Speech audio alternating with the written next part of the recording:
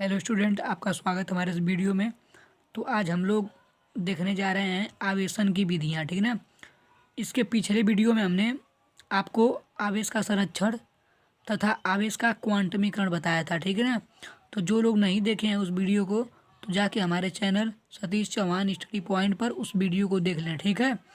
तो आज हम लोग पढ़ेंगे आवेशन की विधियाँ, मतलब कि किसी बॉडी को हम कैसे आवेशित कर सकते हैं। मतलब कि अगर किसी बॉडी के पास चार्ज नहीं है तो उसको हम चार्ज मतलब आवेश कैसे दे सकते हैं।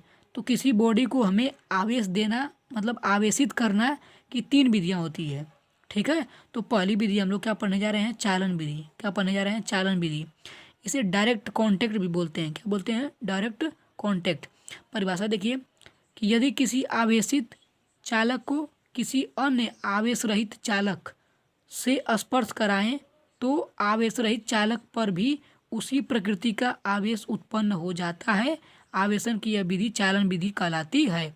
बहुत आसान है। देखिए चालन विधि बहुत आसान है। क्या कर रहा है कि यदि किसी आवेशित चालक को, मतलब कोई आवेशित चालक रहेगा, मतलब कोई बॉडी रहेगी जिस पर आवेश पहले से रहेगा, उस बॉडी को किसी अन्य आवेश रहित चालक से कोई दूसरा बॉडी रहेगी जिस पर आवेश नहीं रहेगा, आवेश रहित चालक से स्पर्श कराएं तो आवेश रहित चालक, मतलब जिस बॉडी पर जिस चालक पर आवेश नहीं था उस पर भी उसी प्रकृति का आवेश उत्पन्न हो जाता है।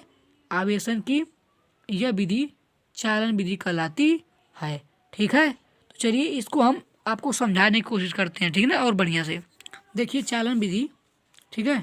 चालन विधि क्या है, चालन विधि मतलब क्या होता है चालन विधि में ना, देखते हैं। देखिए मान लीजिए हमारे पास कोई ऐसे एक बॉडी है जिस पर निगेटिवली चार्ज है। वो बॉडी क्या है, जिस पर निगेटिवली चार्ज है, मतलब उस पर ऋण आवेश है। तो क्या करेंगे, हमें कोई दूसरी बॉडी लाएंगे, ठीक है। ऐसे क्या करेंगे, कोई दूसरी बॉडी लाएंगे और उसको इसके साथ क्या कर देंगे, स्पर्श करा देंगे। क्या करा देंगे, स्पर्श करा देंगे। यानी यह बॉडी क्या थी, यह मान लीजिए कोई चालक था। यह बॉडी कोई क्या था, चालक था जो कि आवेशित था। यह चालक क्या है, आवेशित है। तो और ये एक चालक कोई दूसरा चालक ले लिए, ये कोई दूसरा चालक ले लिए जो कि क्या है, आवेश रहित है। क्या है, आवेश रहित है, यानी इस पर कोई आवेश नहीं है। तो होगा क्या, देखिए ध्यान से, कि जैसे ही इस आवेश रहित चालक को इससे स्पर्श कराएंगे, स्पर्श कराने का मतलब इसको डायरेक्ट कांटेक्ट करा दिए, मतलब मिला दिए साथ में।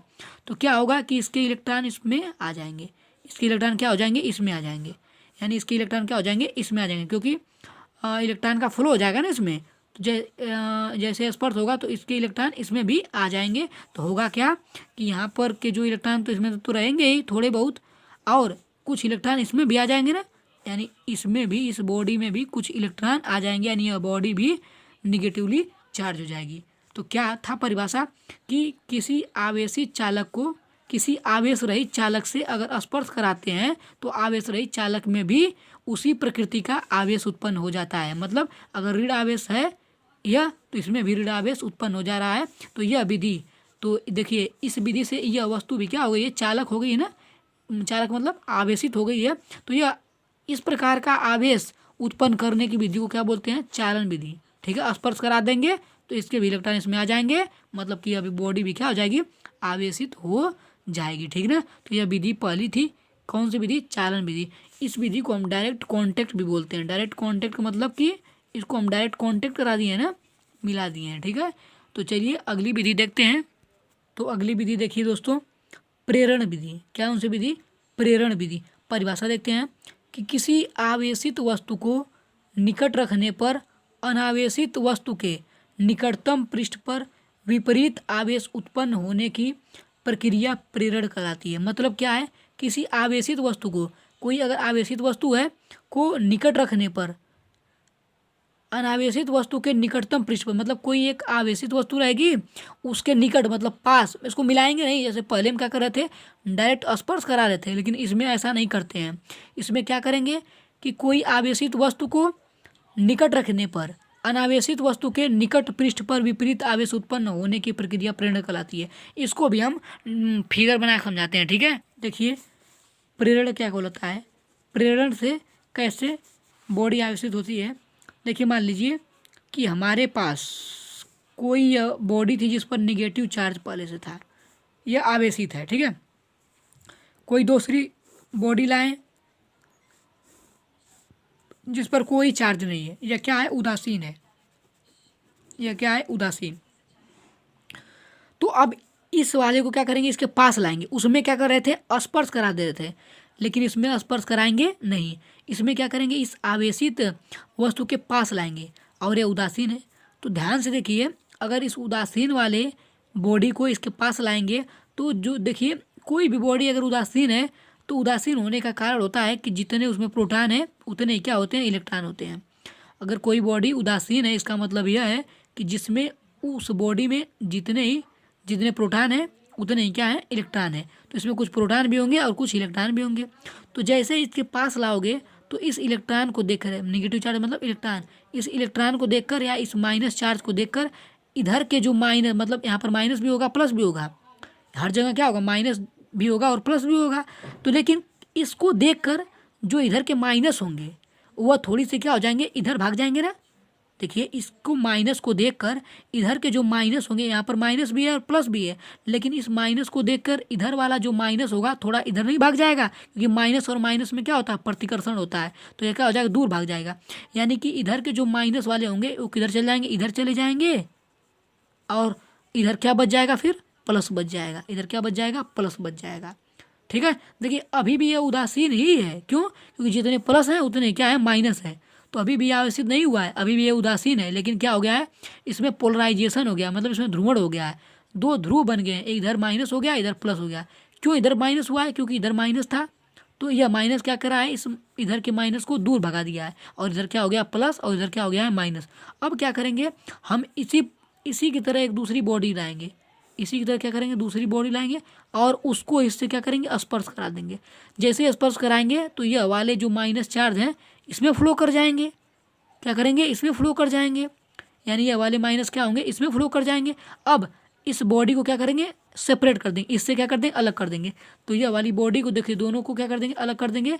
तो ये वाली बॉडी यहाँ पर आ गई जिस पर क्या चार्ज है, प्लस, और इस वाली दूर कर दिए तो यहाँ पर क्या आ गया, माइनस। तो ध्यान से देखिए, और ये वाला तो यहाँ पर आएगा, ये माइनस वाला।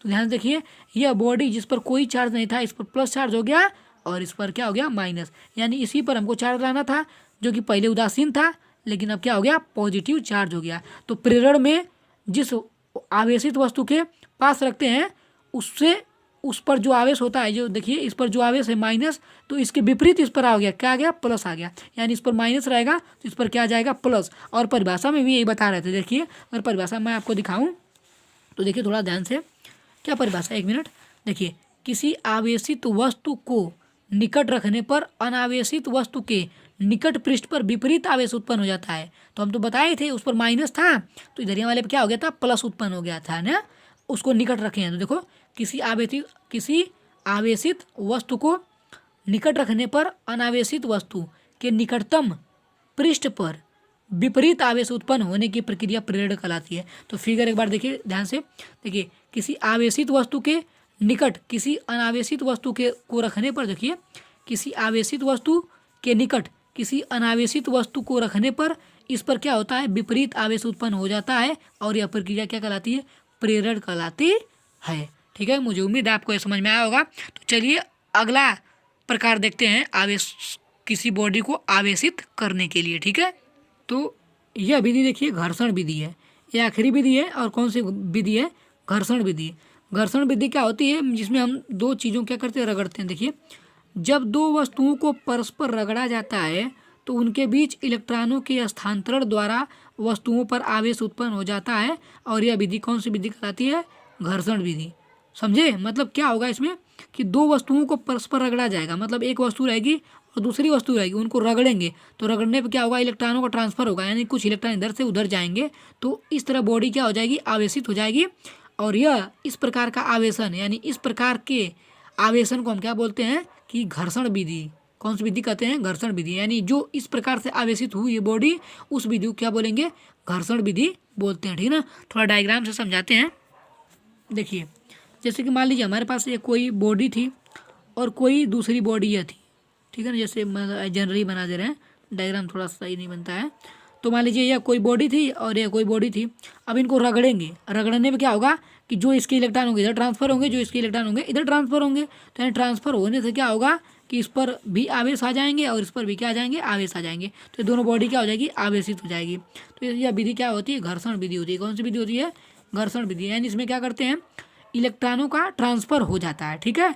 तो यानी इसमें रगड़ते हैं, दो बॉडी क्या करेंगे, रगड़ेंगे। तो रगड़ने से क्या होता है, इलेक्ट्रॉनों का ट्रांसफर हो जाता है। अच्छा, ये विधि आप बार बार घर पर भी करते होगे। जैसे कि मैं आपको बता दूं कि पहले आप बचपन में क्या करते थे कि कोई कलम ले लीजिए या पेन ले लीजिए, पेन को अपने बाल में रफ करिए, पेन को क्या करिए, अपने बाल में रगड़ दीजिए। जैसे ही आप रगड़ देते हैं तो देखते हैं कि फिर उसके बाद उसको कहीं नीचे रखिए, तो जो छोटे छोटे कण उस पर क्या हो जाते हैं, जैसे छोटे छोटे कागज़ के टुकड़े उस पर चिपक जाते हैं। क्यों, क्योंकि उस पर वो बॉडी क्या हो गई, वो कलम क्या हो गई, आवेशित हो गई, ठीक है। तो वह आवेशित करने की विधि कौन सी है, घर्षण की विधि होती है, ठीक है ना।